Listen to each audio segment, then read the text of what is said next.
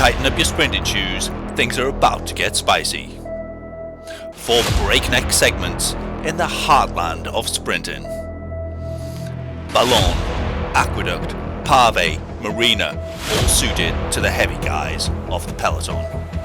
Can you spoil the sprinters' party with a pugnacious breakaway? Race 2, ZRL, Douce, France. Let's go! Race 2 of round 3 sees us head in for Douce, France, which is the spiritual heartland of sprinting. It's where Mark Cavendish won 20 of his 35 stages in the Tour de France, and where you could triumph. It's a points race, so it's all about gathering points in the 4 segments which are in play, which we're going to have a really deep look at. The points which are in play are FAL and FTS at every segment. So the rider who crosses the line first will get 20 points, the rider who crosses the line in 20th position will get 1 point, and there's FTS, so that's fastest through the segment, available on each one of the segments too, and those points will be awarded to the riders who go through the segment fastest. There's 10, 8, 6, 4 and 2 points available for riders first through to 5th in FTS. And at the end of the race, you'll be awarded finishing points, which are awarded on the basis of how many riders are in the race. So if you finish first in a race with 59 riders, you'll get 59 finishing points. Finish last and you'll get 1 point. There's also podium bonus points which are available, and those are awarded to the first 5 riders in a similar fashion to the FTS points. Setup choice is pretty obvious, just go with the most aero setup that you have. I'll be using the S-Works Venge with the disc wheels. The 4 segments which are in play are the Ballon Sprint, which starts at 6.8 kilometers, that's only 210 meters long and it's pan flat. The Aqueduct KOM starts at 10.9 kilometers, that's 420 meters long. There is a 5% gradient up there, but then it goes flat, so it only averages at 1.3. Then there's the Pave Sprint at 12.8 kilometers, that's 330 meters long, but it is on cobbles. And then the Marina Sprint, which takes you to the finish, which starts at 23.9 kilometers and is 320 meters long. My Recon Notes of the profile of the course and a detail of each segment are available to download from my Google Drive. A link or 2 will be in the description down below, but we don't yet know what the power-ups will be. So once we know that, the Recon Notes will be updated.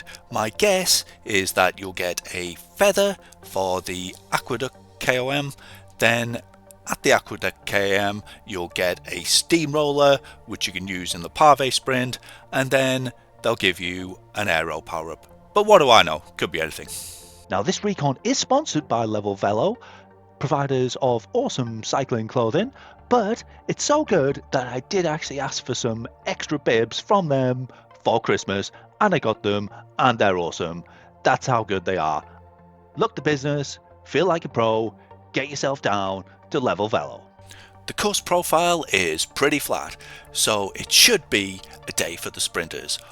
But with such a high premium attached to getting in a breakaway and hoovering up all those big FAL points all the way through the race, you will likely have to chase down breakaways or be part of one.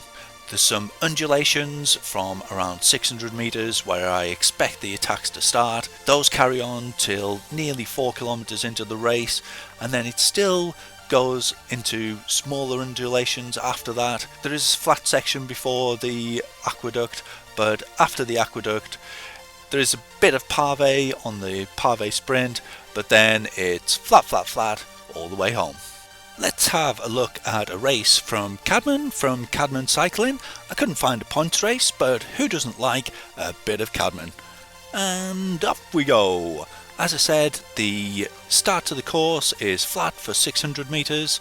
Someone might make a break for it here, make a long attempt to get to the first sprint alone, but that's a pretty long way. And as we enter these rollers, the pace will pick up as people attack the small hills, trying to form a breakaway, I strongly advise you take a lot of draft, starting at the back of each of the rollers, pushing a bit to work your way forward, watching any moves that might be getting away. You don't be on the wrong end of a split at this point of the race, or it would be a very lonely ride home. But as the rollers eventually sort of calm down at, it's about 3.8k, don't get a big descent after that one, but there are these small undulations which lead you to the start of the sprint, and as we get within a kilometre of the sprint starting, the pace is bound to pick up, people making long goes for it. There is also FTS available, though those are much smaller points, and I dare say in most races they'll go to the same ones. Here's where the sprint starts, and then it's all in. There's a slight undulation up and down as we hit the banner. There are little undulations here, and some people will doubtedly make a go for it to try and get to the Aqueduct KOM either alone or as part of a joint effort, but it's not very long until the next sprint starts, so I wouldn't have thought those are generally going to be successful. And as we come through this village, which leads us up to the undulations, which are at the foot of the KOM, they start at about 10.2, and the official KOM starts at 10.8. Now I've slowed it down here because you really want to be at the back of the group approaching this point, and then push up on this 5% section to get some speed to enter the KOM official start at the back, but pushing your way further forward. Really push all the way up that steep bit, and then try to hang on for dear life up here and take some points. There's a short descent where riders will really pick up speed, which makes it another tricky point for a breakaway to get away. Wouldn't have thought that'd be very successful. And then the third segment, the pave segment, starts here under this bridge, so although the banner's hard to spot, it's not hard to work out where it starts. It's pave, so you'll roll slightly slower, but unless you've got a steamroller, and this is probably the point where breakaways will really make a go for it. People will be tired from the first 3 sprints, and a couple of riders could stay away for the remaining 10k or so of the race. So although the terrain is flat and pretty boring, it might well be the case that you've got to work together, perhaps with other teams even, to bring back any breakaways. But if you're in a breakaway, work together with whoever you're with until the end, and then it's each man for themselves.